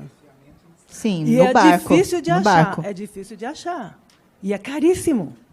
Atum já é resfriado no barco. Os melhores atuns, eles são pescados, né, e já vem a bordo e é praticado ikedime, né? Você realmente secciona ele para garantir tudo. Você sangra ele e já no barco ele é congelado e já é selecionado. Os melhores atuns que são pegos aqui, na verdade, eles já vão para fora, para exportação. Do processo eu não entendo, eu só entendo assim da procura, entendeu? Como consumidora, é difícil. É difícil assim, achar o sushi grade. Mas por quê? E o salmão é a mesma coisa. Precisa ter a demanda, precisa ter a procura cada vez mais, né? A gente tem que trabalhar várias. Na verdade, você encontra, e muita gente talvez compre, sabe? O que você encontra. Mas, para ser bom mesmo, só quem realmente entenda de sushi. E aí procurar essa categoria, nessa classe, né? Duas historinhas breves, aqui. Né? Eu fui para o Japão então, em 2005 e no mercado fui ver o Tsukiji, o antigo Tsukiji, que mudou, né? Vou ver o novo agora. E eu tive a oportunidade de participar do leilão de atum. Foi um privilégio, já não se entravam mais. E uma das coisas que eu pedi para essa viagem era participar do leilão de atum. E eu fui logo na minha primeira noite. E é um negócio absolutamente fascinante e impressionante, assim. E um deles, eu tive a oportunidade dele ter sido leiloado, dele ido para dentro, para permanecer no mercado, né? E eu vi a pessoa sessionando. É que hoje, na época não tinha mais, era uma câmera de vídeo com fitinha, enfim, que se fosse no celular eu teria isso de pronto para publicar. Era um negócio impressionante, impressionante. Então, primeiro que tem uma cultura, e assim, nesse mercado, o que mais me chama a atenção foi uma coisa que eu vi também na Itália. Eu fui para Siracusa, uma coisa também que eu não gravei, você não tem como fotografar. O mercado de Siracusa, que é um mercado muito menor, tudo vivo. Os bichinhos soltando água, sabe? O negócio é muito fresco, a qualidade é excepcional. No Japão, tudo se mexe. Você vai para a Espanha, tudo se mexe. Vai aqui comprar as coisas. Então, não tem. E eu ainda, que tem uma outra coisa, eu sou caipira, né? Eu comia traíra. é outra história, né? Você come peixe de rio, você não tem essa cultura. O peixe, para chegar, eu estou falando de mais de 50 anos atrás, para chegar no interior, era um acontecimento o peixe, né?